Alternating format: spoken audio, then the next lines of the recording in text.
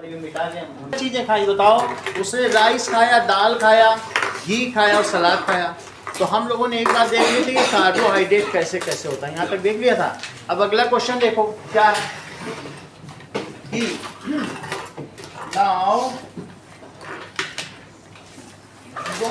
which of these food items contains protein? Describe the process of digestion from stomach to small intestine. थोड़ा बहुत लिखा है क्या?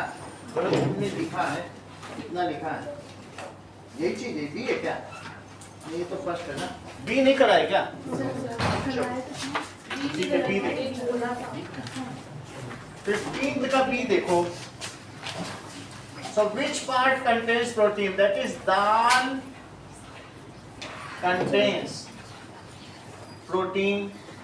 दाल में प्रोटीन है। Describe the process of digestion. So इसका डाइजेशन फर्स्ट ब्रेकडाउन शुरू होता है स्टमक से, प्रोटीन वहां तक सीधे पहुंचता। ठीक है, सो देखो इस चीज को। अब तुमको ये पता चल गया ना कि डुओडीनम, ठीक है, और क्या होता है जेज्यूनम और इलियम। तो जो चीजें डुओडीनम और जेज्यूनम तक बहुत सारी माइक्रोविली होती हैं जो पूरा एब्जॉर्प्शन को प्रोसेस कर देती हैं, ऐसा होता है। लिखिए, digestion of protein starts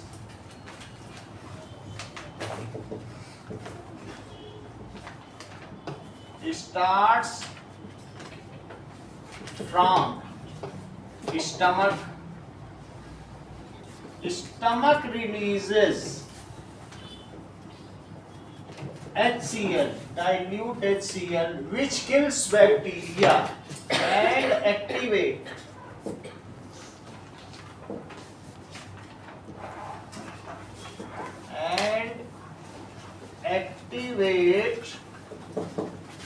pepsin. Pepsin को एक्टिवेट करता है। Pepsin is the enzyme which itself is released bye stomach. Pepsin खुद भी कौन रिलीज करता है? सो pepsin is the enzyme released by itself, released by stomach.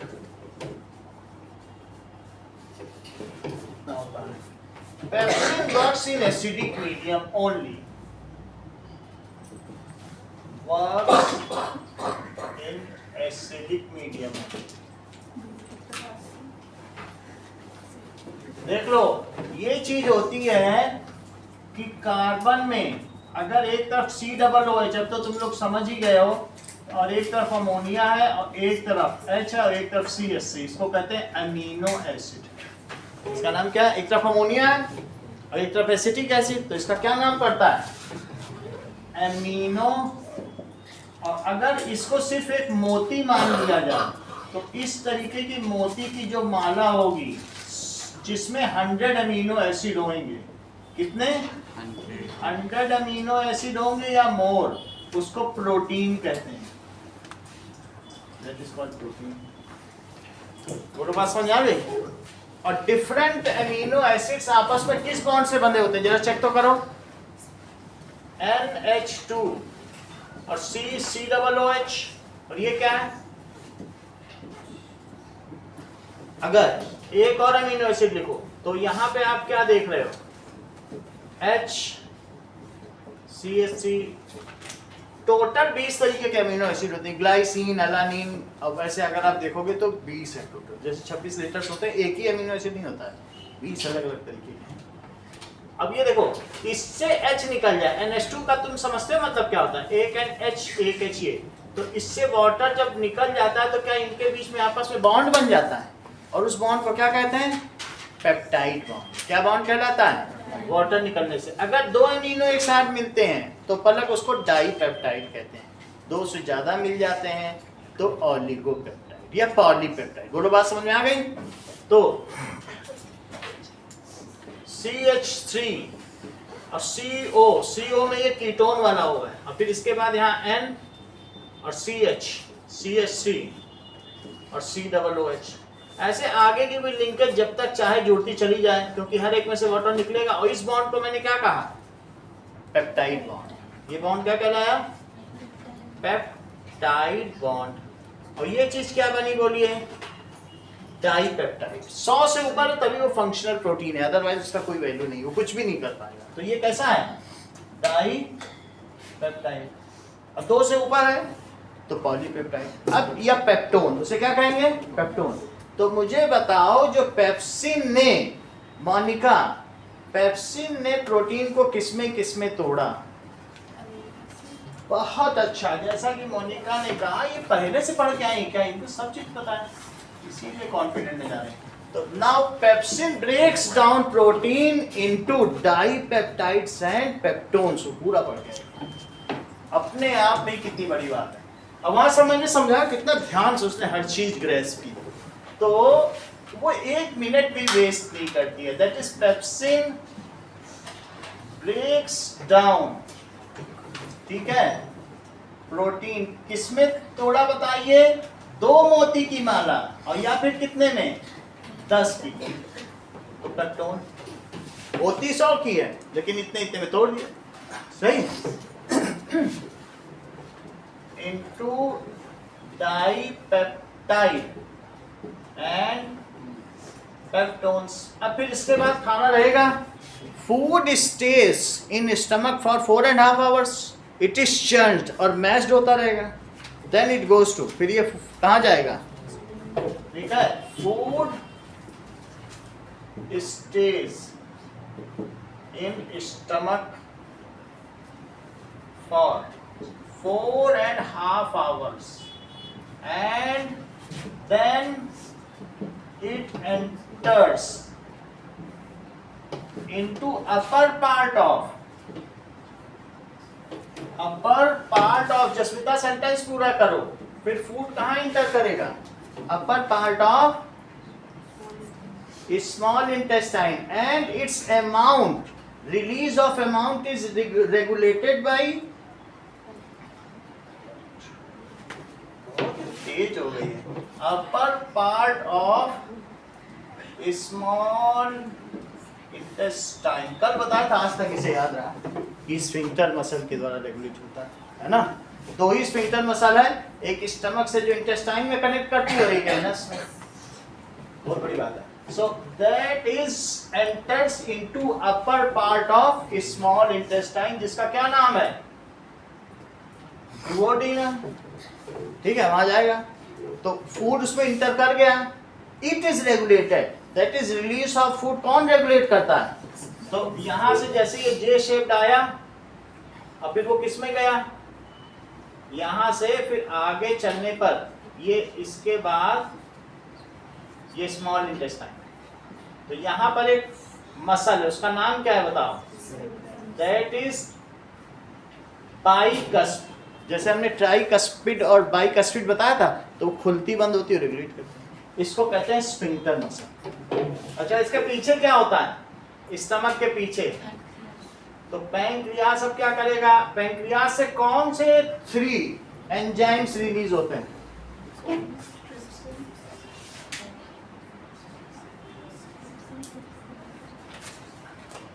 चीजें कम बताने लगी हो सरोज।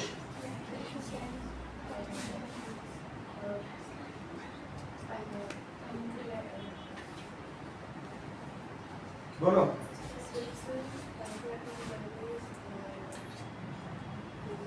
सही है, चलो। स्मॉल पार्ट ऑफ इंटेस्टाइन में गया, तो अब उसके बाद क्या होगा? There pancreas releases trypsin. क्या रिलीज करेगा? देयर पैंक्रियास रिलीजेस ट्रिप्सिन की स्पेलिंग बताइए। TRI है कि वाई? ट्रिप्सिन। सो ट्रिप्सिन क्या करेगा? ट्रिप्सिन एक बायो एंजाइम है, is a bio enzyme which breaks down, ठीक है, breaks down peptones and dipeptide. आज इसका सेंटेंस पूरा करो। Trypsin breaks down peptones and dipeptides into amino acid.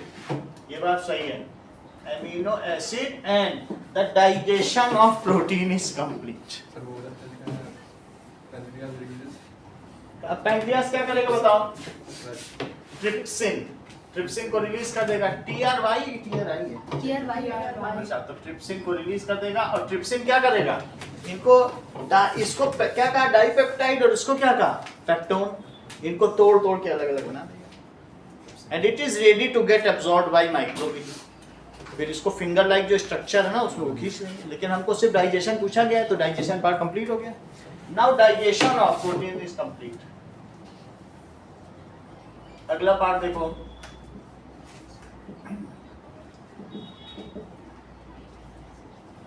next is which part of alimentary canal receives bile? What is the role of bile in digestion? Pooja, answer दो। Small intestine, सही कह रहे हो। That is upper part of small intestine receive bile juice। bile juice तो ये इसी के ठीक ऊपर में यहाँ एक लीवर जैसा स्ट्रक्चर है और ये स्टमक है, तो ये ईसोफेगस आता है, यहाँ स्टमक है। और फिर इसके बाद क्या होता है बताइए? यहाँ से इंटेस्टाइन शुरू हो जाता है। ये देखिए, ये सही है। इसमें से एक ग्रीन कलर जो होता है ऐसा, ये पित्त की थैली है और इसमें से ये जो होता है एक एल्कलाइन बिटर जूस निकलता है। कई लोगों को ऐसा होता है कि गाल ब्लैडर है, गाल ब्लैडर स्टोन हो जाता है ना, किन्हीं को इसमें बहुत ज्यादा स्टोन होता है। कई लोगों को तो कहते हैं गाल ब्लैडर में स्टोन है, पथरी होगी। पथरी तो सुना होगा ना आप लोगों ने। तो इसलिए इसमें से जो चीज आती है वो भी अपर पार्ट में मिल रही है और इसके पीछे जो पैंक्रियास है वहां से भी जो चीज आएगी वो भी कहाँ मिलेगी? इसी में मिल जाएगी। ये दो, देयर आर टू डक्ट्स, एक इसका डक्ट है और एक इसका डक्ट है। बोलो समझ में आ गई कि नहीं? तो अब it is upper part of small intestine receive bile juice. Bile juice क्या करता है बताइए? Break down that is fat into small globules. क्यों तोड़ता है? Yes, that is so that large surface area हो जाए and lipase can activate and break down it। उसको मीडियम भी प्रोवाइड करता है। तो उसको कैसा मीडियम प्रोवाइड करता है बाइल जूस? इसमें से जो जूस निकलता है वो झाग वाला, बहुत कैसा होता है? सोपी, बिटर, बेसिक। और वो क्या करेगा बताओ? अगर तुम साबुन को तेल में मिला दो तो क्या होता है? क्या कोलाइडल सोल्यूशन बन जाएगा? तो ये इसको किस में बदलता होगा बोलो? इट कन्वर्ट्स इनटू, बताओ, इमल्सिफाइड फैट। इस किस में बदलता है? इमल्सन जानती हो? जैसे दूध में घी भी रहता है, मिल्क प्रोटीन भी है, फैट प्रोटीन भी है। जब तेल और पानी मिले हों तो तुमको ये बात मालूम है ऑयल इन वाटर को क्या कहते हैं? इमल्सन। ऑयल इन वाटर को एक कोलाइडल सोल्यूशन के 8 प्रकार आपने क्लास 9th में पढ़े थे कि नहीं? उसमें एक इमल्सन पढ़ी थी। तो ये किस में बदल देगा बोलो बाइल जूस? फैट को it converts into emulsified fat. सही है। ऐसे ऐसे घी तैर रहा है पेट में, लेकिन उसको मिलाना, छोटे छोटे तोड़ देना, ये काम किसका है? चलो अब अगला क्वेश्चन पढ़ो। रोल तो पूछा ही है, तो क्या है बाइल जूस? क्या है बाइल जूस? इज ये ग्रीन रेड कलर का होता है। कभी कभी किसी को बहुत वोमिटिंग आ रही है तो लास्ट में मुंह से हरा हरा ही निकलने लग जाता है, अंत में वो बाइल जूस ही। ऐसे खाना निकलेगा, 3-4 वोमिटिंग हो जाए तो अल्टीमेटली उसे कड़वा कड़वा लगेगा। वो क्या चीज है? अल्टीमेटली क्या निकलता है? Bile juice. So it is green yellow, ठीक है, बिटर टेस्ट का होता है और बेसिक, बेसिक का मतलब है सोपी है ना? तो बेसिक जूस है विच कन्वर्ट्स, अच्छा वो किसके द्वारा रिलीज होता है? Which is released by Harshita gall bladder. तो गॉल ब्लैडर के द्वारा ये रिलीज होता है। अच्छा, ये जिस छेद से रिलीज होता है उसका नाम हर्षिता बताओ। Correct, bile duct. सब पढ़ के आई है, ये हर चीज बता रही है आज। बाइल डक्ट, और इसका नाम क्या है? Gall bladder. गॉल ब्लैडर किसमें है? ठीक है, तो गॉल ब्लैडर पित्त की थैली यकृत में होती है, दैट इज लीवर में। अब आगे देखें, released by gall bladder via bile duct. और ये क्या करेगा? It converts large fat molecule into small globules. Globules का कुछ मतलब नहीं है, बस वही गोले होते हैं, spherical globules. Small globules and emulsify fat. Emulsify कर देगा। इसका क्या मतलब है? Now fat get dissolve in, जो भी होगा पार्टली डाइजेस्टेड फूड में डिसॉल्व हो जाएगा, and makes a colloidal solution. जब मैं इमल्सन बोल रहा हूं तो कोलाइडल सोल्यूशन तो हो ही गया। So fat. अब इसके बाद क्या होगा? It also provides medium. किसके लिए मीडियम प्रोवाइड करता है? कुछ तो करेगा। Correct, it provides a medium for lipase to break down emulsified fat into, किसमें किसमें? अरे भाई, लाइपेज क्या करेगा? ग्लोब्यूल्स में तो उसने तोड़ दिया, अब लाइपेज क्या करेगा? लेकिन ये पूछा नहीं गया है, तो हम इतना लिख दें, it provides a medium for lipase to activate. इतना तो लिखना पड़ेगा ना, इसके सारे काम करने पड़ेंगे। So it also provides a medium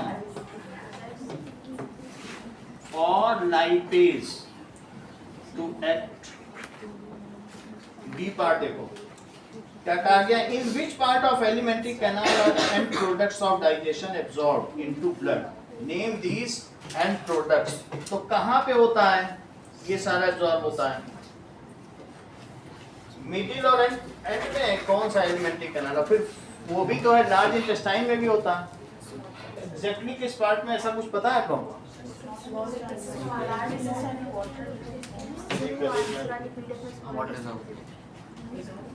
In which part of alimentary canal are the end products of digestion absorbed into blood?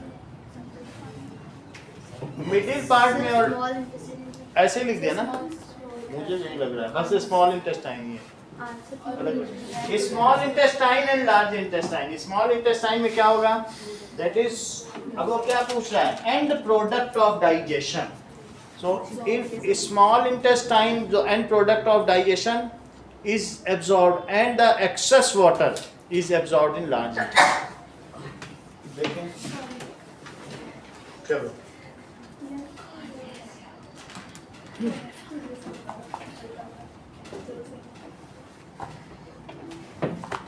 देखिए,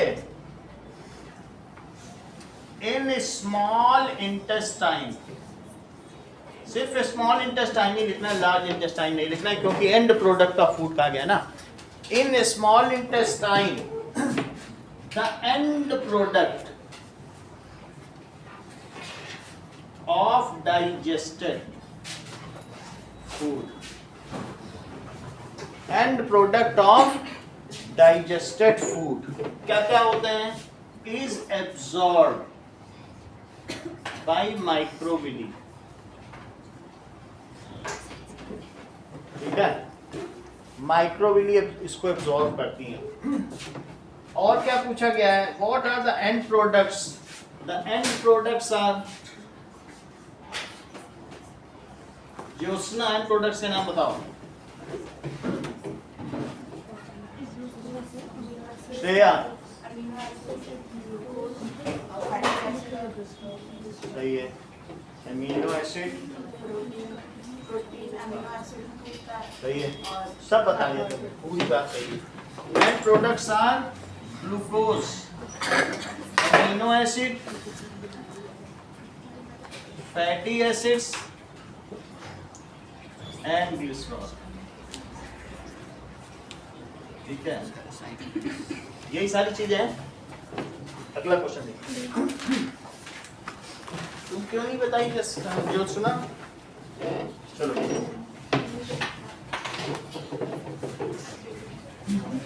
16 क्वेश्चन देखो। State the changes that takes place in the uterus.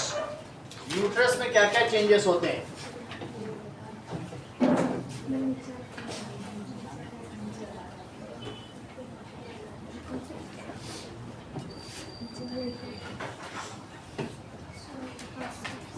Okay,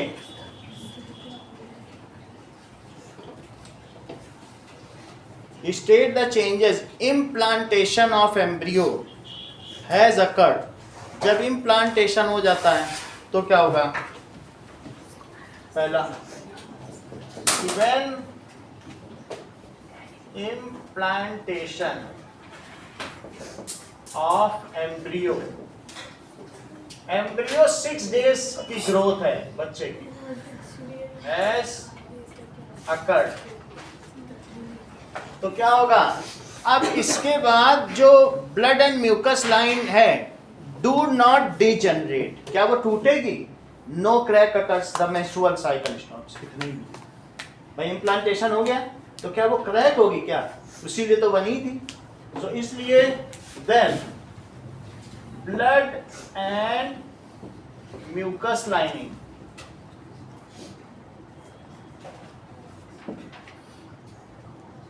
do not crack. Crack का क्या मतलब होता है? Degenerate. और क्या क्या होगा?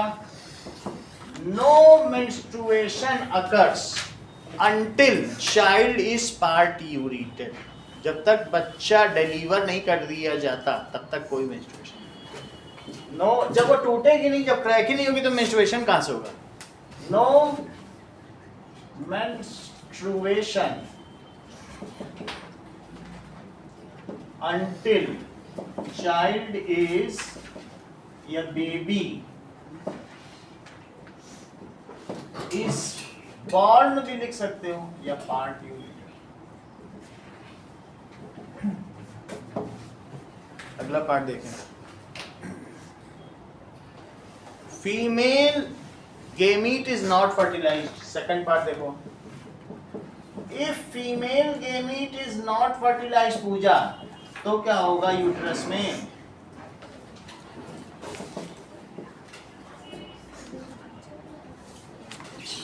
बताओ। बताती नहीं वंदना, आप बताओ। Yes, then ovum dies. फिर क्या होगा?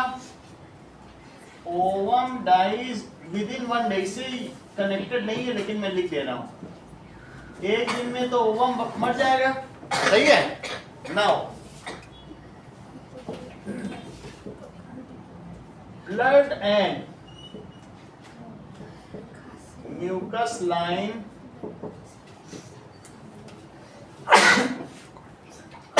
degenerate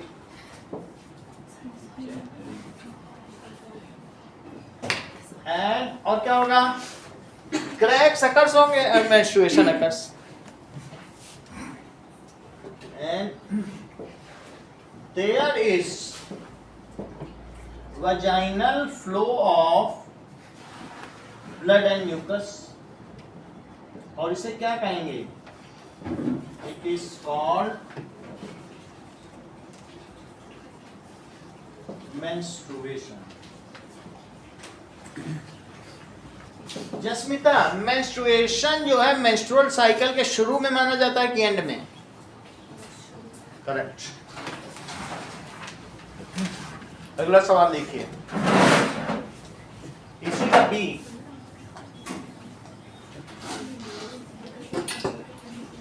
What are the effects of contraception on health and prosperity of family? That is contraception। Contraception is nothing but it is family planning। ठीक है, using some chemical, physical या method used to avoid unwanted pregnancy is called contraception। कुछ भी methods use किए जाए, वो कौन से मेथड्स हो सकते हैं? बेरियर मेथड हो सकते हैं, सर्जिकल मेथड हो सकते हैं, या कोरल मेथड हो सकते हैं, कुछ भी हो सकते हैं. So methods used to avoid unwanted pregnancy. तो मेटिंग इज डन, मेटिंग की जाएगी लेकिन अनवांटेड बेबी नहीं होगा. इज डन इज कॉल्ड, इसको कहते हैं गर्भ निरोध, कंट्रासेप्शन. हम लोग इंडिया में तो पता होना चाहिए क्योंकि हॉस्पिटल में सब जगह यही लिखा रहेगा, हिंदी में तो लिखा रहेगा, इंग्लिश कितने पढ़े लोग, तो इसलिए इसको क्या कहा जाएगा? गर्भ निरोध. अब आगे की बात देखो, क्वेश्चन में क्या कह रहा है? क्या इसका हेल्थ और प्रॉस्पेरिटी पर फर्क पड़ता है? That is if pregnancy occurs, ठीक है, in early age it inversely affect the girls. आप क्या समझते हैं, अगर 16 साल की लड़की को प्रेग्नेंट हो जाए तो क्या उसकी हेल्थ सही होगी? वो बच्चे की चॉकलेट छीन छीन के खाए. ये होता है, समझ आए बात कि नहीं? आधा दूध उसको निप्पल से पिलाएगी बॉटल से, आधा खुद पिएगी, उसका दूध पी जाएगी, उसका खाना खा जाएगी, सेरेलैक खा जाएगी, यही सब. तो बचपना जिसमें है, 25 साल तो शादी की एज होनी चाहिए, मतलब 22-23, उसके बाद भी 3-4 साल और रुको, तब मेंटली फिजिकली एक व्यक्ति स्टेबल हो पाता है, घर में सेटल हो पाता है. ऐसा होता है नहीं, कई जगहों पे ऐसा होता है. तो इसका क्या इफेक्ट लिखेंगे? If early pregnancy occurs to girls so it adversely affect the health of child. और कई की तो ऐसी होती है, अगर 14 साल या 15 साल में होता है तो जो जच्चा है उसकी मृत्यु हो जाती है. जो जन्म दे वो जच्चा, जो बच्चा दे वो जच्चा. ठीक है, तो इसका मतलब है कि एट, अगर ठीक है मेच्योर एज में होता है तो ठीक है, तो लिखें इस चीज को. तो कंट्रासेप्शन का क्या है? मेन लीजिए, if there is not a proper gap between two child, तो क्या होगा प्रॉस्पेरिटी में?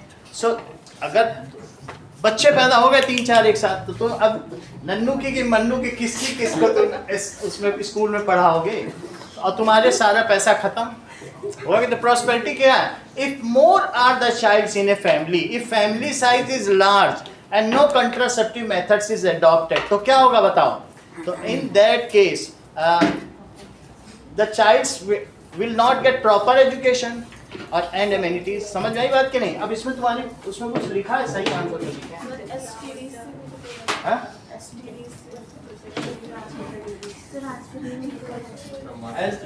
ये तो बात सही है. और प्रॉस्पेरिटी पे क्या है बताओ जरा. वही सब चीज है ना. चलो इस चीज को लिखो. ये तो इन्होंने अच्छा बता दिया, एसटीडी से भी सुरक्षा करेगा. देखो नाउ इट हेल्थ पर क्या होगा? That is physical contraception.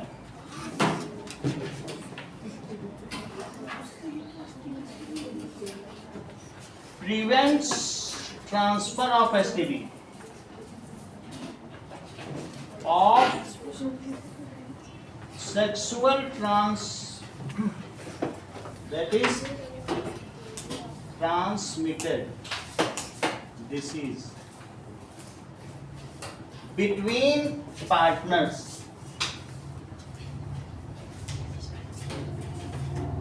ये चीज है कंट्रासेप्शन का. और क्या फायदा हो सकता है? एक तो एसटीडी नहीं फैलेगी, और दूसरी चीज क्या हो सकती है कि दैट इज अर्ली प्रेगनेंसी, यानी pregnancy in early age.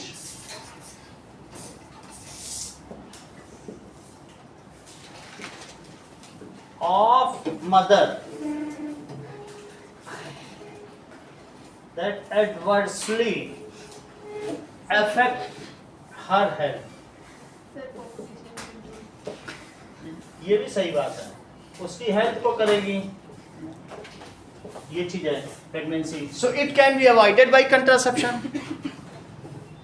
It can be avoided by contraception. और दो चीज और लिख लो जैसा आप लोगों ने बताया कि proper gap between child's and the family size, it also can be achieved by contraception.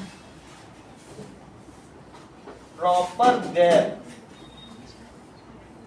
between children and that is family size can be regulated या can be achieved by contraception. Government promotes this method या contraception for population control.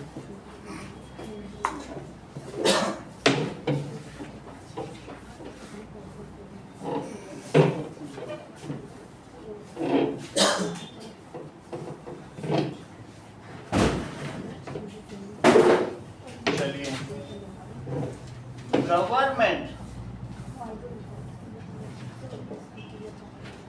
promotes contraception for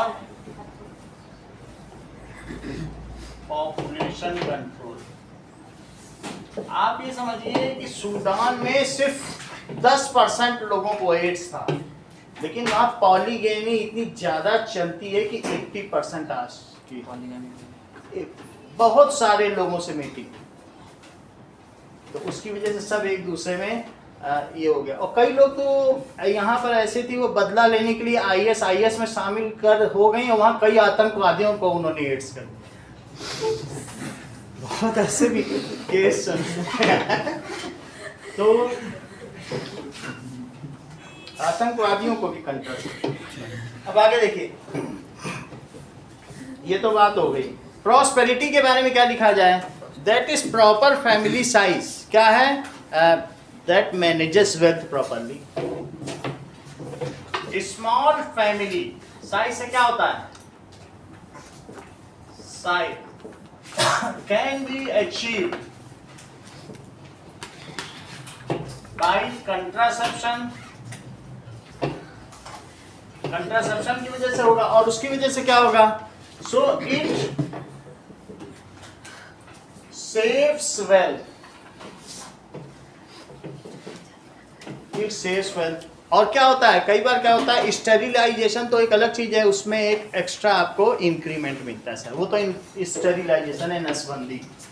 लेकिन vasectomy और tubectomy, cut कर दिया किसी चीज को, ligate कर दिया, बांध दिया, ठीक है। वेस्ट डिफरेंस को कट करके बांध दिया, या फेलोपियन ट्यूब को कट करके बांध दिया, वो चीज स्टेरिलाइजेशन। एक 1600 रुपए का इंक्रीमेंट जिंदगी भर मिलेगा जब तक नौकरी करोगे। पेरेंट्स को कईयों को मिलता होगा, जो सार्जेंट एजीडब्ल्यू है जिनका फैमिली साइज प्रॉपर हो चुका है तो करा। अब देखिए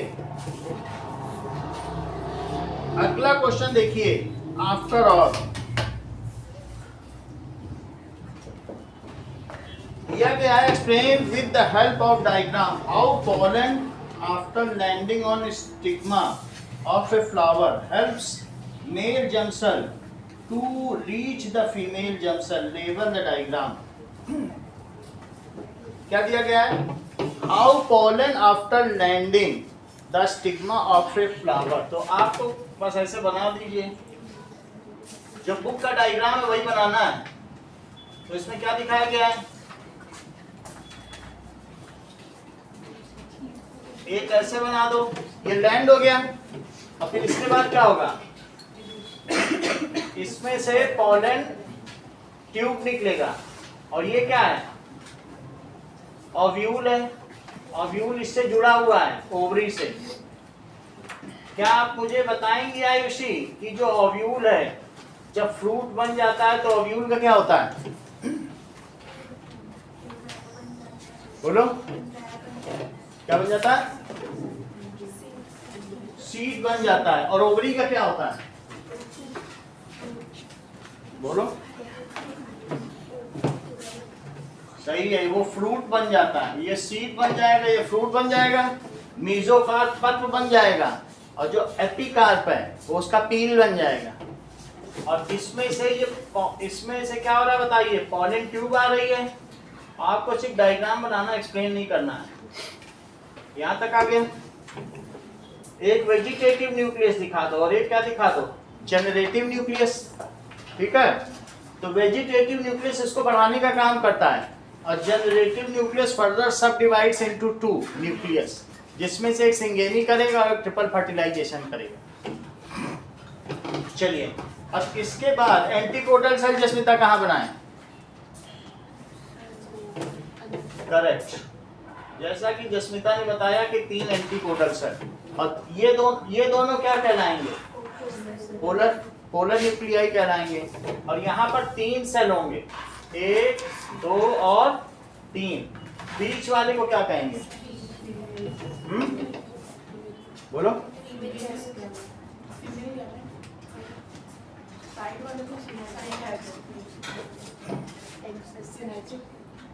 इसको और कुछ ही कहते हैं क्या? फीमेल गेमीट कहते तो नहीं पता। Egg cell. और इसको क्या कहेंगे? Antipodal cell. और इन दोनों को क्या कहेंगे? Synergic cell. इतनी बात हो गई कि नहीं? समझ आ गया? एक्स सेल हो गया। ऊपर वाले को जो आगे चलेगा वो वेजिटेटिव है। वो क्या है? उसको आगे बढ़ाता चला जाएगा, तभी तो पीछे पीछे चलेगा। तो इसका क्या नाम है? Vegetative nucleus. और ये क्या है? Generative nucleus. कितनी बात समझ आ गई? ये इसमें जो आगे, ये तो ओव्यूल हो गया। ओव्यूल में ये कौन सा एंड है सरोज? बोलो, आप बताओ। अब तो जानते हो। हाँ बोलो। करेक्ट, माइक्रोपाइलर है। ये सब जानते हैं। अच्छा, ये भी बता दो वंदना, जब तुम इतना ही जानते हो। करेक्ट, शैलेजल है।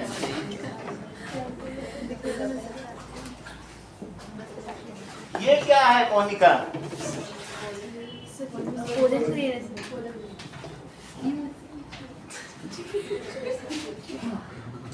दिस इज, तो पूरा जानती हो, स्टाइल। ये स्टिग्मा। और ये क्या हो गई? ओवरी। और ये जो इसके आगे फोल्डिंग्स हैं, निष्ठा तुम बता दो, इन फोल्डिंग्स को क्या कहा गया? बहुत अच्छा जानते हो, इंटीगमेंट्स। अच्छा बताया, फिर भी कब का है? 3 महीने पहले का भी तक है। सही है। फोल्डिंग्स को क्या कहा गया? इंटीगमेंट। ये सारी चीज हो गई। अब हमने इसका आंसर दे दिया कि वास्तव में क्या होता होगा। जनरेटिव न्यूक्लियस वो 2 आगे फिर से मेल गेमीट में बदलेगा। इसके 2 बनेंगे, उन दोनों को क्या कहेंगे? Male gamete. और एक और मेल गेमीट बनेगा। 2 मेल गेमीट बन जाएंगे। सही। एक जाके एक्स सेल से करेगा और एक किसके साथ करेगा? दैट इज, इसका नाम क्या बताओ? Polar nuclei. चलिए, इतनी बात तुमको समझ में आ गई कि होता क्या है, पॉलिनेशन क्या होता है। आगे की बात देखें।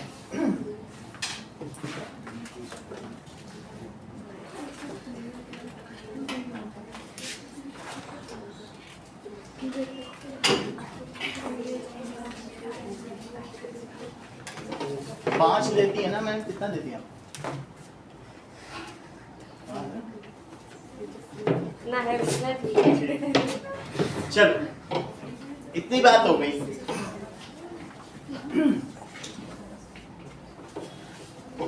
नाउ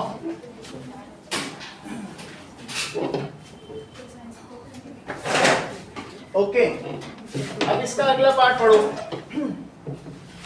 सर, इसमें से 4 चीजें लेबल करनी थी। तो सिर्फ 4 चीजें ओवरी बतानी है, female germ cell.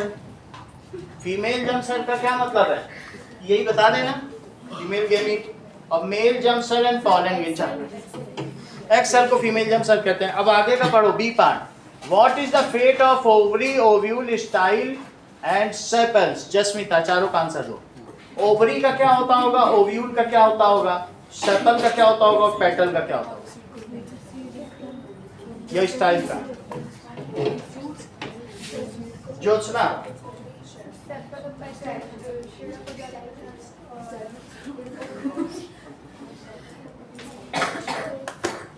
Now B part बोलो, देर क्यों लगाती हो?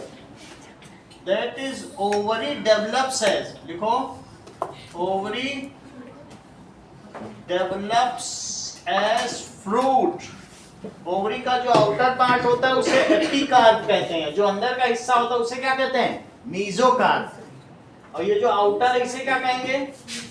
एपिकार्प। तो एपिकार्प क्या बन जाएगा? पील बन जाएगा। और जो मीजोकार्प है वो क्या बन जाएगा? बिल्कुल सही, मीजोकार्प बन जाएगा पल्प बन जाएगा। और जो एंडोकार्प होगा वो उसके साथ ही रहेगा, ओव्यूल के बाहर ना रहेगा। सही, हमें इतना नहीं लिखना है। ओवरी डेवलप्स इनटू फ्रूट और ovule develops into ovule develops into seed. और विदर ऑफ कौन कौन हो जाते हैं? Sepals and style. वैसे तो और भी चीजें होती होंगी। Style, wither off. Wither off का मतलब है धीरे धीरे ये बोले शेड ऑफ, तो शेड ऑफ भी कर सकते। अगला सवाल देखो। चलिए सेक्शन बी पर आइए। ये नया सेक्शन अभी नए पैटर्न का आने लग गया। ये भी एमसीक्यू ही है ना? तो कितने एमसीक्यू आ गए? 20। सही है। अब मैथ्स में कितने आते हैं? 20। दोनों में 20 ही हैं। 17th क्वेश्चन देखिए।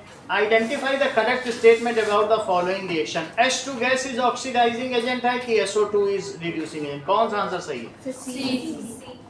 यस। हाँ बोलो। कम कर। टेम्परेचर कम करेंगे बढ़ाएं? बढ़ा दें।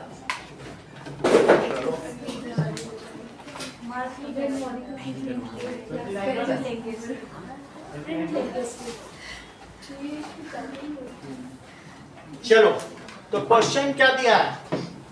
H2S plus SO2।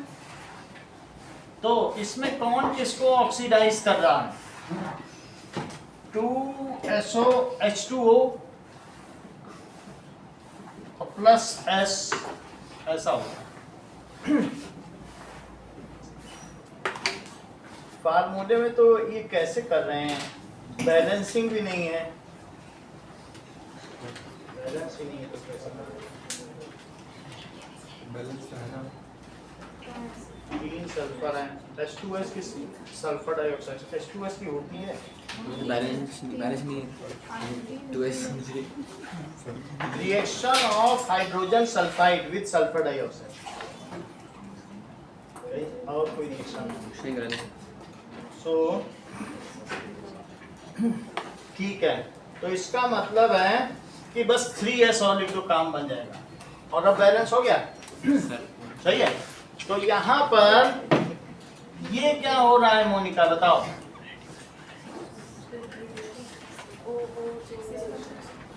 क्या हो रहा है यहाँ पर? किसका किस में क्या हो रहा है? पूरी लाइन बताओ। सही है। सो इसका रिडक्शन हो रहा है। रिडक्शन किसका हो रहा है? SO2 is reduced to S।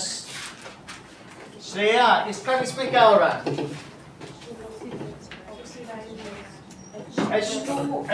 H2S is oxidise किसमें हो रहा है? to H2O। अगर ये ऑक्सीडाइज हो रहा है तो कौन इसे ऑक्सीडाइज कर रहा है? तो S यहाँ है ही नहीं कहीं। SO2 तो SO2 क्या हुआ? सही। तो इसका ऑक्सीडेशन हो रहा है। तो लिखिए SO2 क्या हुआ? Is oxidising agent.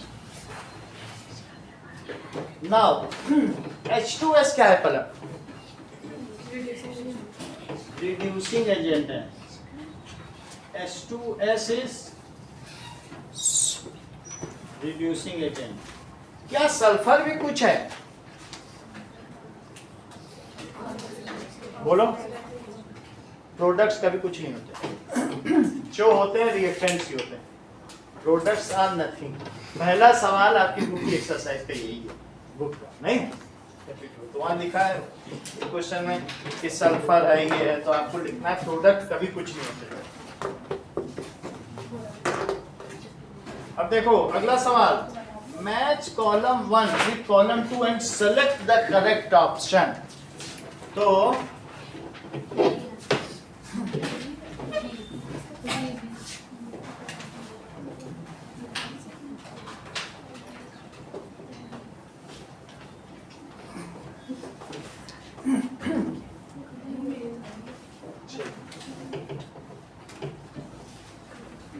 A metal reacts with steam. तो कॉलम 1 एंड कॉलम 2, कौन सा ऐसा मेटल है जो स्टीम से रिएक्ट करता है? ये बात सही है। A metal reacts with hot water. A metal that does not even react with steam. A metal that reacts violently with cold water. Okay, तो इसको सबको मिला लो, react with steam. So P4 का सीधा कोई मिल रहा है क्या? P4 तो हो गया। Q का 3, तो P4 Q3 चेक करो। सर बी ऑप्शन सही है, P4 Q3। और R क्या हो जाएगा? Does not even react, तो R2 और S1, R2 और S1।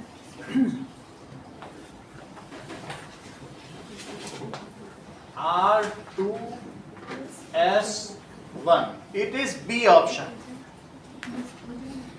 19th क्वेश्चन देखो, मिस पूजा, ये पूजा के ऊपर एक बेस्ड क्वेश्चन है।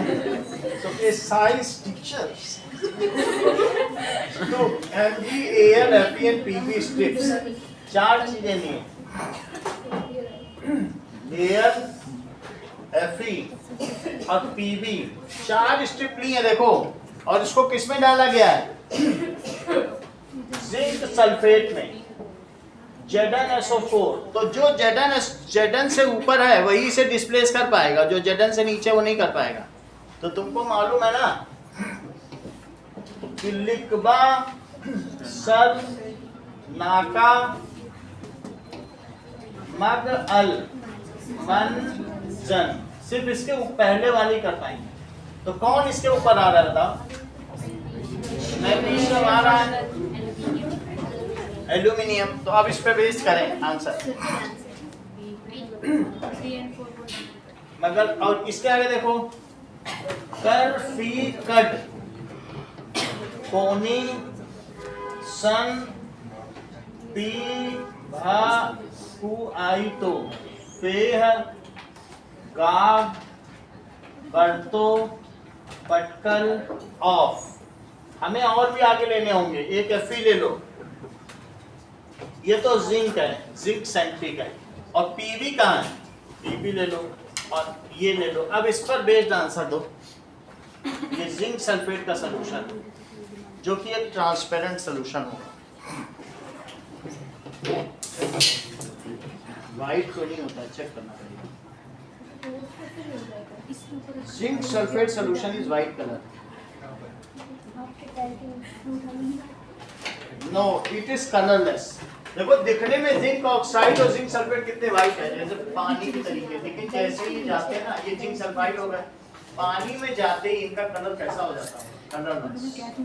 देखिए नमक भी तो ऐसा ही होता है, वाइट होता है, लेकिन पानी में जाते ही कैसा हो जाता है? अब इस पे आंसर दो। The reaction will not occur in test tube. Nikita बताओ, अब पहले में तुमने क्या डाला? Mg, 4 टेस्ट ट्यूब है, एक में Mg की स्ट्रिप डाल दी, इसमें Mg डाला, इसमें Al और इसमें Fe और इसमें Pb। तो आप मुझे बताइए कि किस किस टेस्ट ट्यूब में रिएक्शन नहीं अकर करेगी? ये सही है, 3rd and 4th, so B is correct। 20th question देखिए, sodium hydrogen carbonate when added to acetic acid evolves a gas which of the following statements are true. ये रिएक्शन इतनी ज्यादा आप लोगों के घर में मम्मी लोग यूज करती हैं। इवन इसको मालूम है, बेकिंग सोडा और विनेगर मिला के जो सबसे गंदी किचन में हो उसकी सफाई अगर करनी है, यही सब जगह इस्तेमाल होता है। इवन तुम मम्मी से बोलोगी तो मम्मी भी ये बता देंगी कि बेकिंग सोडा विनेगर बनाए तो बुलबुले उठने लगते हैं, क्योंकि एक बेस है, एक एसिड। और उसको मार्बल ऑर्बल या पूजा घर से चमका दो, सिंगल वाइप से पूजा घर बिल्कुल चमक जाएगा, क्योंकि मिस पूजा है इसका। आप समझ जाएंगे बात। अब जरा देखिए क्या क्वेश्चन दिया बताइए। NaHCO3 और प्लस CH3COOH, देखो इसको कहेंगे एसिटिक एसिड। रिएक्शन पूरी करो इसका।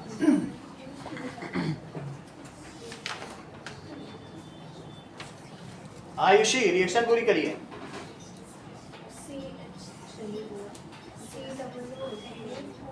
CH3COONA H2O प्लस CO2, ये सब बन गया। ठीक है, इसी के बुलबुले निकलते हैं CO2 के। अब इसमें ये जो चीज है, क्या ये जो रिएक्शन अगर मैंने कराई और इससे गैस निकली, गैस तो निकलेगी, घर में करा के देख लो, विनेगर सबके घर में, बेकिंग सोडा सबके घर में, तो ये जो गैस होगी क्या ये लाइम वाटर को मिल्की बनाएगी? Because it evolve CO2 gas, so इसलिए it extinguishes a burning splinter, it dissolves in a solution of sodium hydroxide. क्या ये जो चीज बन रही है, तो सोडियम हाइड्रोक्साइड बेसिक है। अब ये चीज देखो, ये कैसा है बताओ मोनिका, ये एसिडिक सॉल्ट है कि बेसिक? बताओ, बेसिक सॉल्ट है। मोनिका करेक्ट कह रही है। देखो इन्होंने इसे बेसिक सॉल्ट क्यों कहा, क्योंकि स्ट्रॉन्ग बेस से बना है और वीक क्या है, एसिड। तो जो स्ट्रॉन्ग बेस NaOH होता है, तो इसलिए कैसा सॉल्ट हुआ। अगर ये बेसिक सॉल्ट है तो it dissolves in a solution of sodium hydroxide. इसको देखना पड़ेगा कि क्या है सोडियम हाइड्रोक्साइड, दोनों बेसिक है। रिएक्ट की तो अलग बात करें, डिसॉल्व वर्ड यूज कर रहा है। डिसॉल्व में देखेंगे क्या हो रहा है, बी में क्या है, डिसॉल्व हो जाएगा। तो इस ये देखो ये कैसा सॉल्ट है, ये स्ट्रॉन्ग बेस है, और ये क्या है, ये बेसिक सॉल्ट है, वो भी बेस वो भी बेस। तो डिसॉल्व होना अलग बात है, रिएक्ट तो नहीं करेगा, क्योंकि जब दोनों में बेस होगा तो कुछ रिएक्शन तो नहीं होगा, लेकिन खुल जाएगा, ये बात इन्होंने कही है।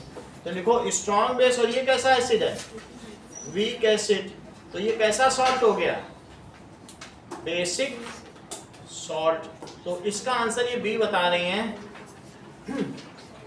इसका मतलब है कि लिख लो 1 2 3 आर करेक्ट।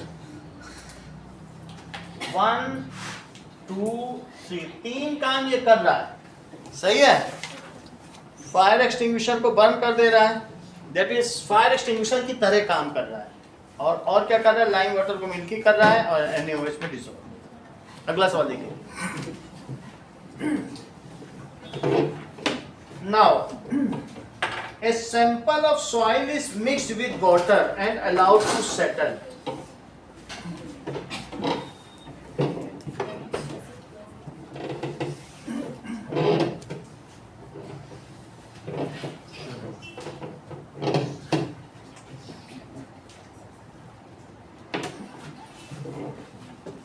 तो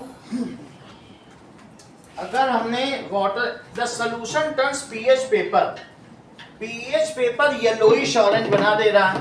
अब पीएच पेपर में येलोइश ऑरेंज कौन सा कलर है, ये पीएच सोल्यूशन है, इसी से पीएच पेपर बनता है। चलो मैं पीएच पेपर ही निकाल दूं, यूनिवर्सल कलर, इसका कलर ही सब हो गया। तो तुम्हारी बुक में भी बना होगा, उससे देखो। ठीक है, तो येलोइश ऑरेंज कौन सा कलर होता है, ये देखो ऐसा कुछ हो, उसका पीएच का क्या कलर होगा, 7 पे ग्रीन हो जाएगा। ग्रीनिश ब्लू कौन सा कलर होगा, वो हो जाएगा बेसिक, है ना। ग्रीनिश ब्लू देखो, ये देखो जब रेड की साइड होगा या ऑरेंज होगा, 7 तक जाते जाते ग्रीन हो गया और फिर ग्रीनिश ब्लू होने लगा कि नहीं, ये तुम्हारी बुक में भी है, समझ में आ गई कि नहीं। अभी हमें येलोइश ऑरेंज है, कैसा है, तो 4 है, और जैसे 7 तक ग्रीन और फिर और आगे चले गए तो दैट इज ग्रीनिश ब्लू। ठीक है, बात समझ में आ गई कि नहीं। तो अभी येलोइश ऑरेंज है, फिर 7 पे ग्रीन, येलोइश ऑरेंज, 7 के आगे फिर ग्रीनिश ब्लू। अभी कैसा है, येलोइश ऑरेंज जो क्वेश्चन है, वो कह रहा है फिर क्या होगा, और ग्रीनिश ब्लू के लिए क्या करना पड़ेगा, 2 सवाल पूछने हैं। तुम्हें समझ में आ गया ना, ग्रीनिश ब्लू ऐसा, ये 7 पे ग्रीन है, सही है। 4 पे कैसा है, अभी दे रहा है येलोइश ऑरेंज, तो एसिडिक है, 7 तक ऐसा हो जाएगा ग्रीन और फिर ग्रीनिश ब्लू, ठीक है ना। 4 पे एसिडिक है, येलोइश ऑरेंज, 7 पे ग्रीन, फिर ग्रीनिश ब्लू। ये देखो दिख गया ना, येलोइश ऑरेंज 4 पे है कि नहीं, और धीरे धीरे 7 पे ग्रीन, फिर ग्रीनिश ब्लू, ठीक है। चलो अब देखो 21st क्वेश्चन का आंसर दो जस्मिता। हाँ? इतनी जल्दी कैसे बता देती, जल्दी जल्दी आ रही।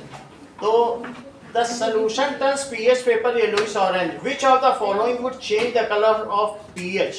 अब मैं इसमें क्या डालूं कि ये ग्रीनिश ब्लू हो जाए, यानी एल्कली हो जाए, तो क्या चीज डालनी चाहिए, एंटासिड। एंटासिड जैसे कोई नाम बताओ एंटासिड का, जो एसिड को वो करे, मिल्क ऑफ मैग्नीशिया हो जाता है, और कुछ लोग NaHCO3 भी है ना, बेकिंग सोडा भी तो खा लेते हैं, यही ये 2 चीज है एंटासिड। एंटासिड क्या होता है, पेट में अगर एसिडिटी हो जाती है तो उसको एंटासिड कहते हैं, उसका नाम क्या है, ma'am, MGOH whole twice, that is milk of magnesia, ठीक है, मॉम के नाम से बाजार में बिकता है, हमारे पास भी रहता है, और दैट इज NaHCO3,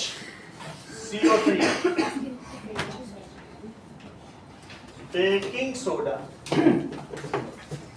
अब देखिए, तो अब इसमें एंटासिड डाल दीजिए, इसका डी आंसर सही है, जैसा कि जस्मिता ने बताया। 20 सेकंड देखो, reaction between X and Y forms compound Z।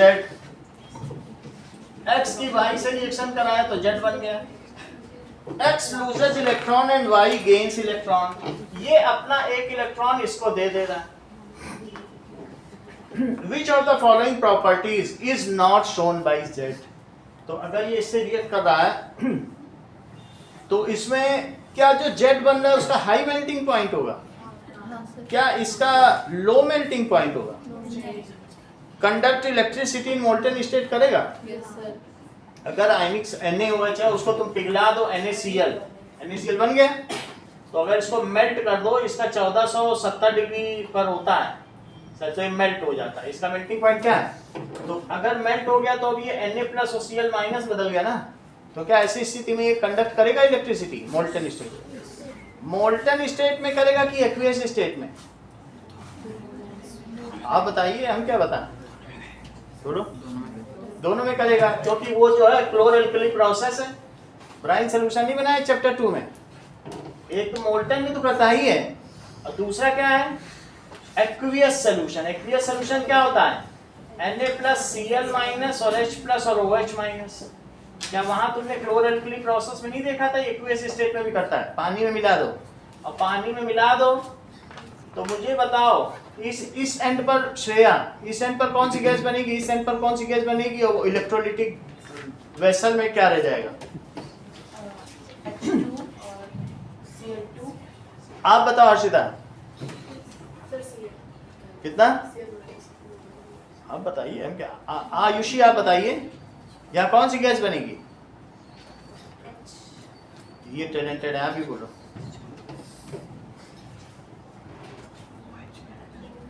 आप बताओ, आपको पेपर है, करेक्ट, फाइनली इन्होंने बता दिया, कितना अच्छा बताया। बोल रहे हैं कि ये जो Cl माइनस है वो प्लस पे जाएगा और Cl2 गैस बनेगी। Cl माइनस कोई गैस होती क्या, जब गैस पूछी जा रही है तो Cl माइनस बताओगे, क्लोराइड आयन। यहाँ पर वो निगेटिव अपना क्या कर देगा बताओ, सारा प्लस से न्यूट्रलाइज हो जाएगा और माइनस में क्या बनेगी बोलो, H2। तो माइनस में H2 गैस होगी तो हाइड्रोजन और क्लोरीन कैसे हो जाएगी, और इसमें क्या बचेगा, यही है। और तीनों के चार चार यूजेस हैं, तो इतनी बेसिक चीज कैसे लैप्स हो रही है। That is NaCl plus water. Harshita पूरा करो रिएक्शन। और यहाँ क्या लिखे बताओ, बताइए इधर बताओ, विद्युत अपघटन विधि। तो इतनी देर तो लगा रही, इलेक्ट्रोलाइसिस, राइट में तो बताइए, बताइए नहीं, आप बताओ सुनील, तो कुछ नहीं बता रहे हैं। सही है, यही नहीं बता पाओगे तो तुम पूरा चैप्टर ही मिस कर दोगे। इसके बिना चैप्टर ही नहीं है, वो पूरा क्लोर एल्कली प्रोसेस पे बेस्ड है, वही तुम नहीं बता रहे। कितनी बार्गेनिंग कर रही हो, इतनी बात तुमको समझ में आ गई। ब्राइन सोल्यूशन, इसे क्या कहेंगे, ब्राइन सोल्यूशन। सही है। अब बताइए, तो हमारा क्वेश्चन क्या था इसमें, क्या इसमें होगा, it occurs as solid. Solid होगा क्या, सॉलिड होगा तो क्या गलत है इसमें, बी इसका आंसर गलत है। 23rd देखो, now solid calcium oxide reacts vigorously with water to form calcium hydroxide accompanied by liberation of it. Jasvita reaction पूरी करो।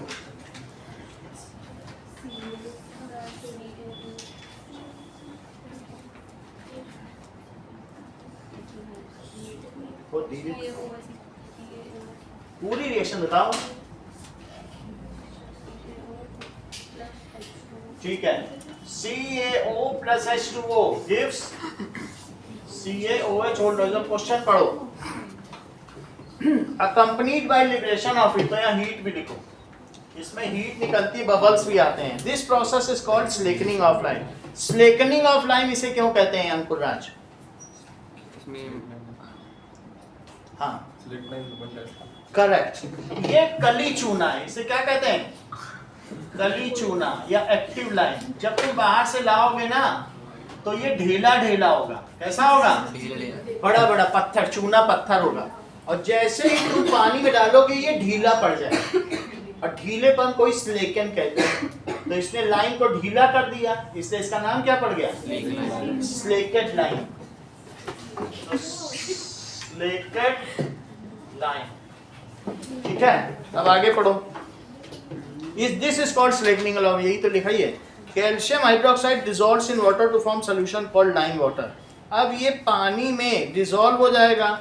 अगर तुमने पानी में ही बना दिया तो बहुत सारा नीचे बैठा रहेगा और बहुत हल्का हल्का ही डिसॉल्व होगा। कितना डिसॉल्व हो जाएगा बोलो, दैट इज 0.0 कितना परसेंट। तो बताइए, calcium hydroxide in water, water में डिसॉल्व हो गया ना, इसको कहेंगे मिल्क ऑफ लाइम। जो नहीं डिसॉल्व हुआ उसे क्या कहेंगे, मिल्क ऑफ लाइम। आप इसे प्रेसिपिटेट भी कह सकती हैं। और इसको क्या कहेंगे, जो ऊपर है, जो डिसॉल्व हो गया उसको क्या कहेंगे, चूने को मिला दिया तो चूना बैठ जाता है ना, थोड़ा डिसॉल्व हो जाता है, इतने परसेंट डिसॉल्व होगा, उसे क्या कहेंगे, लाइम वाटर, चूने का पानी। क्या कहेंगे, लाइम वाटर। उसका फार्मूला क्या होगा, वो भी CaOH होल ट्वाइस ही है, बस थोड़ा ही डिसॉल्व है, इतना है। अच्छा ये मुझे बताइए कि ये फेयरली डिसॉल्वेबल है कि इंटरमीडिएट डिसॉल्वेबल है कि स्पेरिंगली डिसॉल्वेबल सॉल्युबल है। आंशिक रूप से घुलनशील है कि मध्यम रूप से घुलनशील है कि बहुत अच्छा घुलनशील। ये क्वेश्चन आया हुआ इसीलिए पूछ रहा हूं।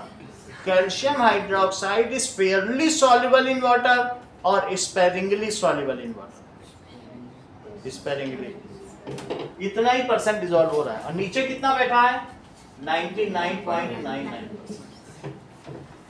तो calcium hydroxide is sparingly soluble in water. लिख लो इस चीज को, कैल्शियम hydroxide is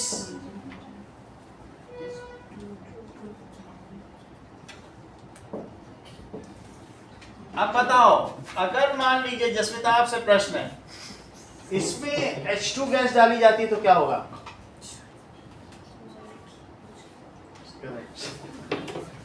क्योंकि H2 से क्या होगा? जो होगा वो CO2 से हो। इसका मतलब दिमाग लगा रहे।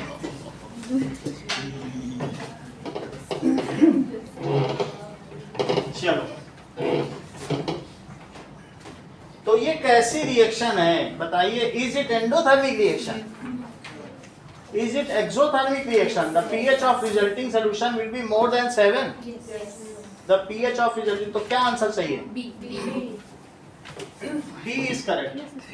24th देखो, C2H4 will undergo addition reaction with hydrogen. Jyotsna, क्या ये सही बात है? अच्छा, तो C2H4 is unsaturated हाइड्रोकार्बन। ठीक है, तो अब इसमें क्या है? Unsaturated hydrocarbon gives addition. इसका ये रीजन हो सकता है ना? ए का मतलब है both are correct and reason is the correct explanation of assertion. 25th देखिए, sodium chloride and washing soda both belong to same family of salt. Nishka, family of salt में कितनी फैमिली? पहले तो फैमिली ऑफ सॉल्ट ही बताओ, उसका bifurcation करो family of salt का। Sodium salt मत बताओ, फैमिली ऑफ सॉल्ट बताओ। कितने तरीके के सॉल्ट्स होते हैं ये बताओ तुम, बाकी का तो मैं बता ही दूंगा कौन कौन। फैमिली ऑफ सॉल्ट्स बताओ, बोलो आयुषी। हाँ, आप बताओ पलक, आप बताइए। ठीक है, दैट इज न्यूट्रल सॉल्ट, ये चैप्टर नंबर 2 में है, एसिड बेसेस एंड सॉल्ट्स में। और दूसरा कौन सा है? Basic salt. अभी तो करा रहे थे वहां पे, मैंने लिखा था बेसिक सॉल्ट, तो उसी देख के बता देती हूँ। Basic salt. और तीसरा कौन सा है? Acidic salt. तो अब मुझे बताओ, जो स्ट्रॉन्ग एसिड और स्ट्रॉन्ग बेस के न्यूट्रलाइजेशन रिएक्शन से बनता है, तो कौन सा सॉल्ट मोनिका बनता है?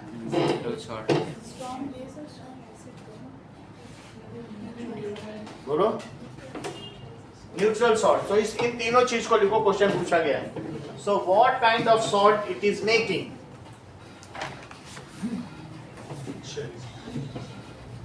नाउ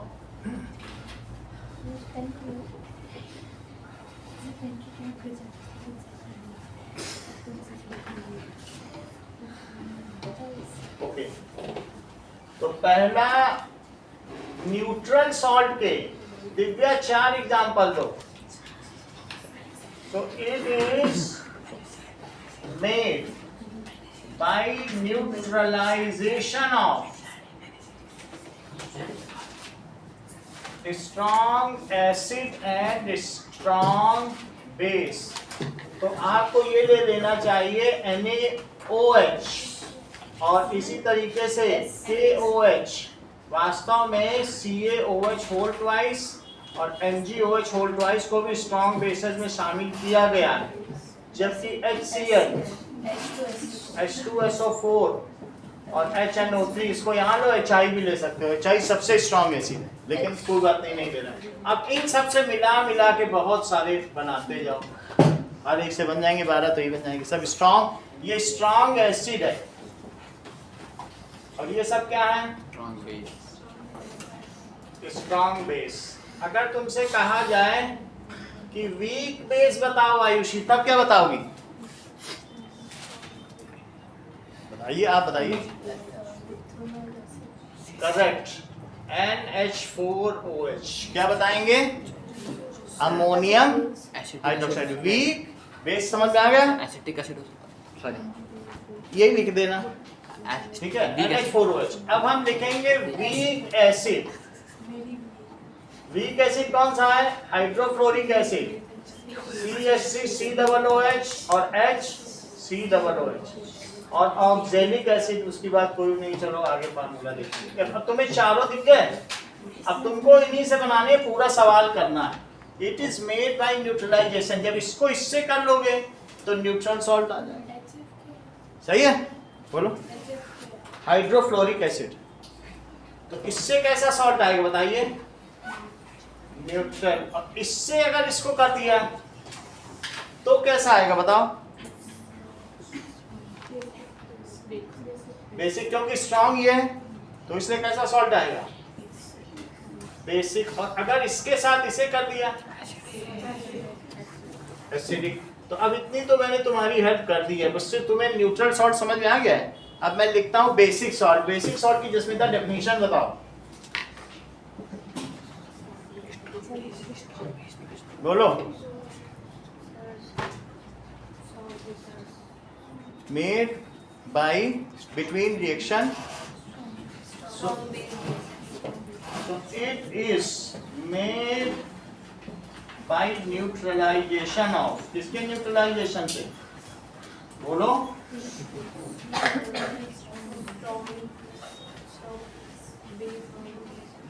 सही है, स्ट्रॉन्ग बेस, क्योंकि बेसिक सॉल्ट है, and weak acid. Acidic salt बताओ निष्का, एसिडिक सॉल्ट कैसे बनाया जाएगा?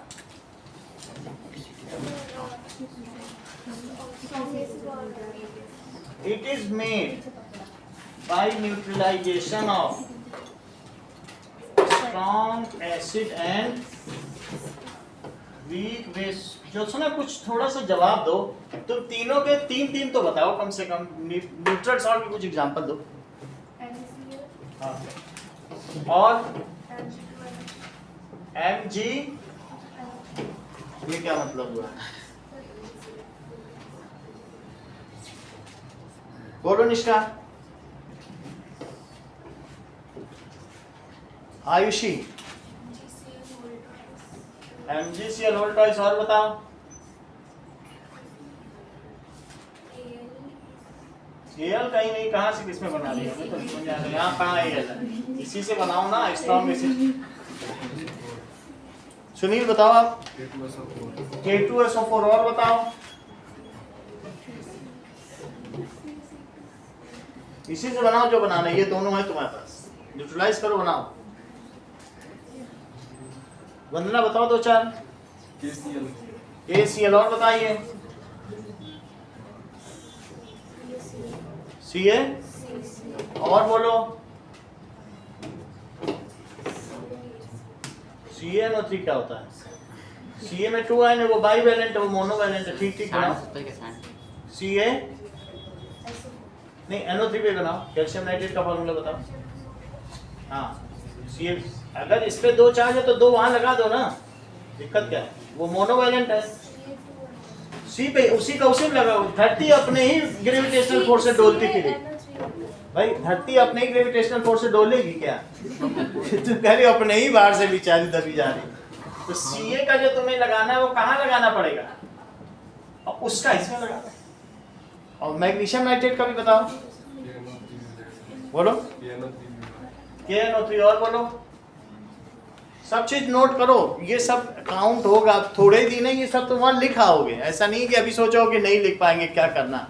ये आएंगे तुम लिख लोगे वहां जाके। CaSO4 हो ही जाएगा। CaSO4 समझ में आ गई बात कि नहीं? अब बताओ कुछ बेसिक सॉल्ट बताइए। पलक आप बताओ कुछ बेसिक सॉल्ट। अब इससे बनाओ, स्ट्रॉन्ग बेस से लेके बना दो, वीक एसिड के साथ बनाओ।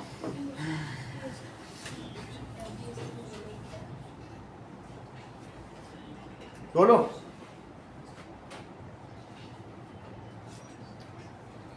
बड़ी देर लगा रही हो। सरोज बताओ थोड़े। स्ट्रॉन्ग बेस लो, वीक एसिड बनाइए। बोलो। हाँ बोलो। CH3 COONA। और बोलो। Sodium acetate. और बोलो। सोडियम एसीटेट तो जानती हो ना? सोडियम। और बोलो। और इसी से बनाओ। इसी के साथ ही बनाओ, बोलो। पोटेशियम एसीटेट, और बोलो। सी यहाँ ठीक है, इसमें ले रहे हो, स्ट्रॉन्ग बेस ले रहे हो ना, ठीक है। तो बस एक सही फार्मूला बताओ, ऐसे कुछ भी मत लगाओ। अब वो बाईवैलेंट है, वो मोनोवैलेंट है, तुम सीधे सीधे लगा रहे हो, कम से कम उसकी वैलेंसी की तो रिस्पेक्ट करो। कैल्शियम स्टीरेट का भी तुमको फार्मूला बताया गया, यहाँ बताओ। जब कैल्शियम की वैलेंसी तुम्हें लगानी है तो इसमें 2 क्यों नहीं लगा देते? इसका 2 इसमें लगाओ, दिक्कत क्या है? कैल्शियम एसीटेट है, और बोलो COO whole twice Ca। Sodium formate का फार्मूला बताओ हर्षिता। सोडियम फॉर्मेट, सोडियम को तो Mg बता रही, आप बताओ।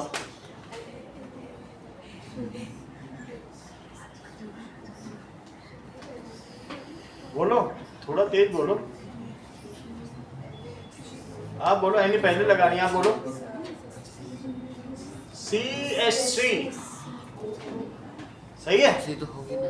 सॉरी H लगा, सही है। सोडियम फॉर्मेट समझ आया, पोटेशियम फॉर्मेट बताओ।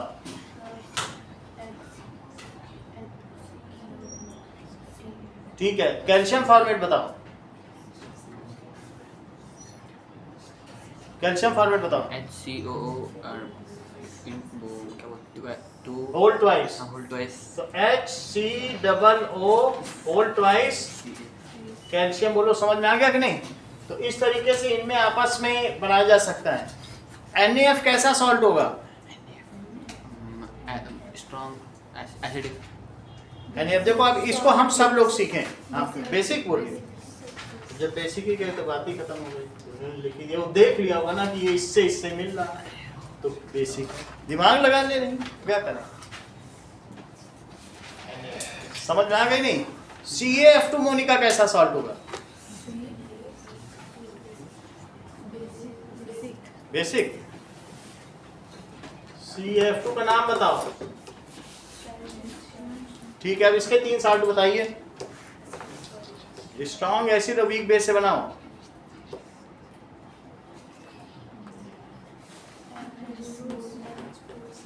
बोलो। अमोनियम क्लोराइड, ठीक है। तो अमोनियम क्लोराइड अच्छा बताया आपने, और बताओ। अमोनियम तो लेना ही है, अब जैसे क्लोराइड लिया तो अमोनियम नाइट्रेट ले लो। अमोनियम तो ना, फार्मूला बताइए।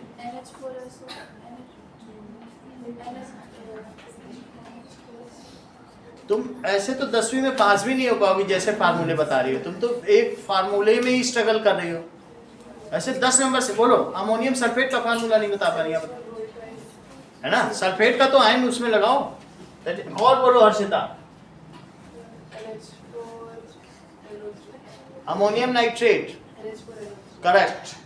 NH4NO3। अब तुम्हें समझ में आ गया कि 3 फैमिली। अब क्वेश्चन पे आ जाओ। 60 तो तुमको समझ में आ गए। तो ये क्या कह रहा है क्वेश्चन कि belong to same family of sodium chloride कैसा सॉल्ट है अंकुर राज, और मुझे बताओ कि वॉशिंग सोडा। मैं तुम्हारी सुविधा के लिए लिख देता हूँ। एक लिखा है NaCl, ये किसका किसका सॉल्ट है? सॉल्ट ऑफ किसका? Strong base and weak acid. क्या लिखूं? सॉल्ट ऑफ स्ट्रॉन्ग बेस, सही है। That is salt of strong acid and strong base. अच्छा, अब तुम्हें एक और चीज पूछी गई है, वॉशिंग सोडा का फार्मूला बताओ और वो कैसा सॉल्ट है। पहले तो फार्मूला ही बताओ वंदना। ये तो अपने ही चाल में चल रही हैं। आयुषी आप बताओ। हाँ, तो डाल देना वॉशिंग सोडा घर में, दूध में धुल जाएगा दूध तुम्हारा। दूध में डालना ही वॉशिंग सोडा। हाँ बोलो पलक। वॉशिंग सोडा Na2CO3, इतना ही लिखते हैं, डॉट को छोड़ देते थोड़ी देर के, हमें ज्यादा उससे कंसर्न नहीं। हाँ बोलो।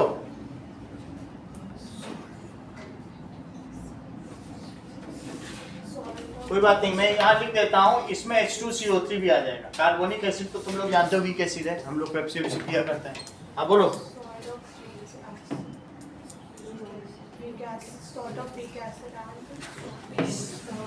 तो पहले स्ट्रॉन्ग बेस लिखो, salt of strong base and, और दूसरा क्या है, वीक एसिड। अच्छा अब इनका नेचर बताइए पहला कैसा सॉल्ट होगा, दूसरा कैसा सॉल्ट होगा। दैट इज न्यूट्रल सॉल्ट, और दूसरा कैसा है, बेसिक सॉल्ट। चलो यही पूछा होगा, क्या पूछा है, जस्टिफाई द स्टेटमेंट, ऐसे ही लिख देना, इतना ही लिखना है बस तुम्हें, जस्टिफाई। सही है, तो और समझना है तो और समझा दो, थोड़ा और जस्टिफाई की, समझ में आ रहा है, थोड़ा देख लो।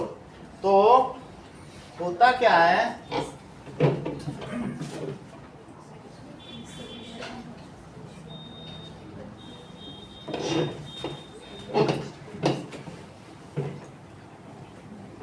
देखो जो NaCl है, ये देखिए NaCl को पानी में डालो तो क्या होगा, Na प्लस रहेगा और क्या रहेगा, Cl माइनस रहेगा, और इसकी वजह से वाटर भी टूट जाएगा, H प्लस में टूट जाएगा और किस में टूट जाएगा, OH माइनस में टूट जाएगा। अब बोलो Cl इससे रिएक्ट करेगा कि नहीं रिएक्ट करेगा निष्का,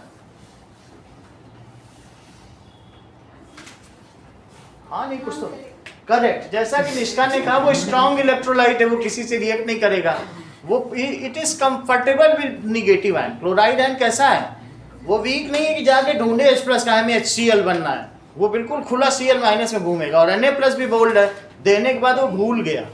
तो इसलिए ये दोनों ये स्ट्रॉन्ग इलेक्ट्रोलाइट्स हैं, they will never accept the H plus ion and OH ion. क्या ये एक्सेप्ट करेंगे, तो वाटर में ये जितने हैं उतने ही रहेंगे, और ये न्यूट्रल हो गया, किसी ने भी एक्सेप्ट किया ना, H प्लस को इसने एक्सेप्ट किया ना इसको इसने एक्सेप्ट किया, ठीक है। अच्छा फिर समझो, मान लो तुमने Na2CO3 को पानी में डाला तो क्या हुआ होगा, Na प्लस बन गया, और फिर क्या बना बोलो, CO3 माइनस आयन बन गया। बताओ इसमें कौन वीक है जो ढूंढने लगेगा अपना पार्टनर, अकेले सरवाइव नहीं कर पाएगा। ये वीक एसिड है कि नहीं, वीक एसिड का मतलब वो टूटता ही नहीं है, लाख में एक टूटता है, तोड़ दो तो जल्दी से जा जाके छिप जाएगा, हमें H2CO3 बनना है, तभी तो वीक है वो। तो इसलिए ये दोनों कंबाइन कर जाएंगे, क्या करेंगे, ये कंबाइन करके फिर फाइनल प्रोडक्ट क्या बन जाएगा, 2Na प्लस रहेगा, H2CO3 बन जाएगा, लेकिन OH को ये एक्सेप्ट करने से मना कर देगा। तो अगर ये OH एक्सेप्ट ही नहीं करेगा तो सोल्यूशन में किसकी मात्रा ज्यादा होगी, H प्लस आयन की ज्यादा होगी या OH आयन की। If there is more OH ion, abundance of OH ion, then that solution is basic in nature, इसलिए basic। तो जो strong base होते हैं वो अपना काउंटर पार्ट एक्सेप्ट ही नहीं करते, और इसलिए वो सोल्यूशन बेसिक होता है, क्योंकि वो वीक एसिड के साथ हो तो मिल गया, वो फोबिक है, उसको पूरा न्यूट्रलाइज बनना। गोरो बात समझ में आ गई कि नहीं, ये रीजन और लिख देना तो तुम्हारा बात बन जाएगा। समझ में आ गई ना बात कि कैसे हो रहा है। सो इन सोल्यूशन क्या हो रहा है, अगर वो जस्टिफाई करने को कहे तो तुम्हें जस्टिफिकेशन समझ में आ गया कि क्या है। तो इसमें आप क्या लिख दोगे कि दैट इज, उतना लिख दीजिएगा बाकी आपके समझाने के लिए। चलो क्वेश्चन देखो 26th। A metal of color yellowish orange when exposed to air and moisture undergoes oxidation and develops greenish or bluish green tarnish. Given below are the steps for extraction of that metal from its ore. What is the reaction involved? Yellowish orange कौन सा होता है, कॉपरी, copper को ही बोल रहे होंगे, तो brown, ठीक है। Metallic brown, metallic red brown कहा जाता है, इन्होंने यही कहा, यही होगा, इन लोगों ने आंसर देखा होगा, उसमें कॉपर ही लिखा होगा ना। चलो अब देखो, इसका आंसर पूरा ही लिखना है क्या? अब इसका सब कुछ लिखना है, कितने नंबर का होगा, 3 नंबर का। देखो इससे पहले वाला क्वेश्चन 25 कितने नंबर का था, 2 है, यही लिख देना बस, ये कितने में मिल जाएगा, पूरा नंबर मिल जाएगा। ये देखो, metal of colour exposed to air undergoes oxidation. बताओ अगर कॉपर को तुमने एयर में एक्सपोज किया वंदना तो क्या बनेगा? एंड डेवलप्स, तो वो जो डेवलप होगा एयर भी होगा और क्या होगा? वाटर भी होगा और CO2। तो जो ग्रीन कलर का इस पर रस्ट बनेगा, ग्रीन रस्ट का फार्मूला बताइए निष्का। वंदना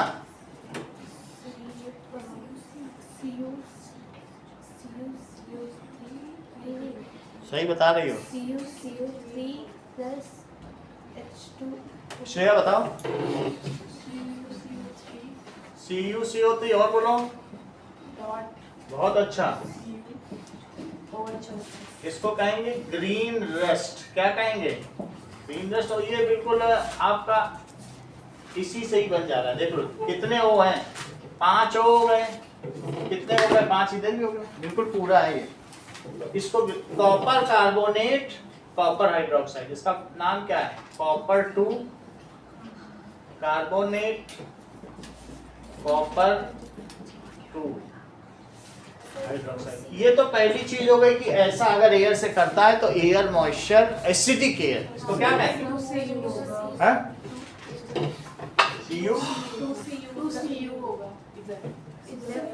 हाँ, अब देखो given below are the steps for extraction. हम बताओ इसको कैसे करेंगे। तुम्हें ये मालूम है कॉपर जो है वो हम सल्फाइड ओर से निकालते हैं, तो उस सल्फाइड ओर का नाम बताओ, बोलो। That is copper is extracted from its sulphide ore. Correct, it is called copper glance. क्या नाम है? It is called copper. और कॉपर ग्लांस का इसका क्या फार्मूला है? अंकुर राज, करेक्ट। जब तुम फार्मूला ही नहीं जानोगे तो 3 नंबर का सीधा मिस हो जाए क्वेश्चन। तुम उसका एक्सट्रैक्शन कैसे करो? पहली बात तो वो फार्मूला जानो तो एक स्टेप तो सही हो कम से कम, नहीं? अब इससे निकालो।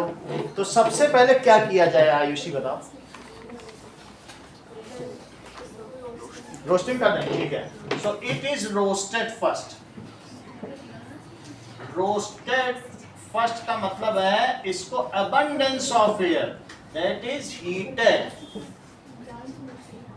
इन अबंडेंस ऑफ कॉपर ग्लास होता है ना, एन वो लिखा, कॉपर ग्लांस, एन कॉपर ग्लांस, सही है। हाँ बस देख लो, it is heated in abundance of air. Formula बताइए पलक, Cu2S का। इसका रोस्टिंग का फार्मूला बताओ।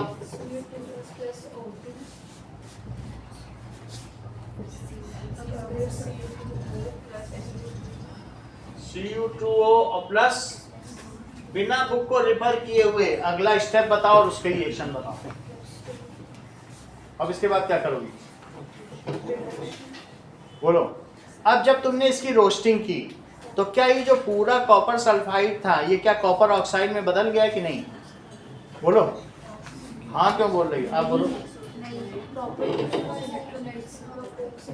ये पूरा बता रहे हैं, ध्यान से सुनो। 33% बोली है, कह रहे हैं कि 66% नहीं बदला है, 33%। ये अपने आप में कितनी बड़ी बात है, कितना ध्यान से ये चैप्टर पढ़ती है, हर चीज जो बताई आज भी नहीं याद है।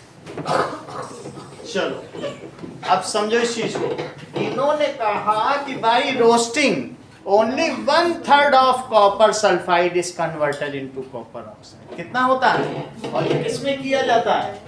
Bessemer converter. किसमें किया जाएगा? ये ऐसा बेसेमर कन्वर्टर, ये घूमता रहेगा। और इसका नाम क्या है? Bessemer converter. जैसे सीमेंट जिसमें नहीं चलती है, सीमेंट वाला देखा, मिक्सिंग नहीं होती, मोर्टार बनता है, किसी का घर बनता है तो उसी में सब डालते हैं और सारा मसाला मिक्स होके फिर स्लेब पड़ती है छत की, वही चीज। अब इसके बाद क्या होगा? By roasting process only 1/3, by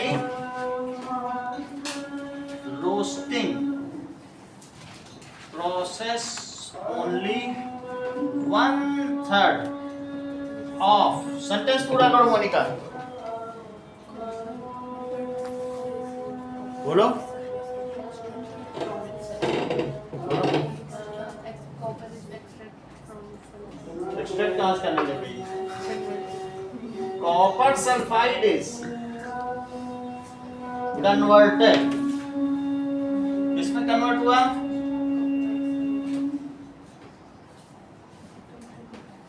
into copper oxide. अब ध्यान दो, further after that it is then calcination. अब हवा डालना बंद, पहले हवा से किया, अब CU2S लिया, क्या लिया? दुगना, और एक गुना क्या लिया? CO2। अब इसमें क्या होगा बोलो? इसको ऐसे लो, इसको दुगना लो, इसको 2 टाइम्स लो, इसको ही गुना लो, अब फिर क्या होगा बताओ? SO2 बन जाएगा। क्या बन जाएगा? सल्फर। इसको कैल्सिनेशन कहेंगे। क्या कहेंगे? कैल्सिनेशन में हीटिंग तो होगी but in limited amount of heat. सही है? तो रिएक्शन पूरी करो, बोलो 6Cu और प्लस SO2। अच्छा, अब ये जो रिएक्शन हो गई, सो वी विल गेट, ठीक है, copper from this, however it contains certain impurities of the neighbouring elements. So in this manner we extracted copper. और इससे पहले आप इसे फ्रॉथ फ्लोटेशन मेथड या झाग उत्प्लवन विधि के द्वारा इसमें से जो दूसरी अशुद्धियां वो निकाल देंगी, कॉपर को एलिमिनेट करेंगे कि नहीं। इसमें मैग्नेटिक सेपरेशन नहीं लगता, इसमें और हाइड्रोलिक सेपरेशन भी नहीं लगता। इसमें क्या होता है? स्टेबलाइजर, पाइन ऑयल लगता है, और दैट इज, और बहुत सारी चीजें लगती हैं, ठीक है, जो झाग बनाते हैं। वो हमने बताया था कि नहीं, वीडियो में दिखाया था कि ऊपर से स्किमिंग की जाती है। तो सबसे पहले कंसंट्रेशन ऑफ ओर, उसके लिए कौन सा प्रोसेस बताया जाएगा? First ore is concentrated by froth flotation process. इतना लिखना पड़ेगा। फर्स्ट क्या स्टेप 1 क्या लिखोगे? That is ore is concentrated by, Onika sentence पूरा करो। Ore is concentrated by froth, froth का मतलब झाग होता है, फ्रॉथ फ्लोटेशन प्रोसेस। इतनी बात समझ में आ गई? अब देखो स्टेप 2 में क्या करेंगे? स्टेप 2 है that is conversion of, step 2 तो यहां से आएगा, ये तो स्टेप 2 मैंने कर दिया, यहां से लिखा जाएगा स्टेप 2। स्टेप 2 में क्या लिखोगे? That is conversion of sulphide ore into oxide ore and the reduction of oxide ore into copper। वो थर्मोमेटलर्जी, जब ऐसा प्रोसेस होता है जिसमें हीटिंग सही मिल जाए, उसको क्या कहते हैं? थर्मोमेटलर्जी। ऊष्मा के द्वारा हम किसी धात्विक निष्कर्षण को प्राप्त करते हैं, थर्मोमेटलर्जी। क्या कहते हैं? हीट ही से तो पा लिया। अब तीसरा स्टेप क्या होगा? स्टेप 2 तुम समझ गई। स्टेप 2 में क्या क्या किया गया बताओ? Conversion of sulphide ore into oxide ore, और फिर ऑक्साइड ओर का क्या किया? बोलो रिडक्शन, रिड्यूस कर दिया ना, कैल्सिनेशन का मतलब रिडक्शन। अब तीसरा स्टेप क्या करोगे? बोलो करेक्ट, इन्हें पूरी चीज वही वो भी बोल रही, इलेक्ट्रोलिसिस तो बोल रही, इलेक्ट्रोलिटिक रिफाइनिंग। अब ये जो इसने बोला ये अगले क्लास में किया जाएगा। अभी ये जस्मिता के पास ही रहने दो, ये थर्ड प्रोसेस सीक्रेट प्रोसेस।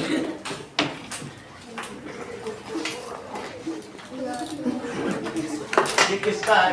आपका? इंग्लिश का भी है।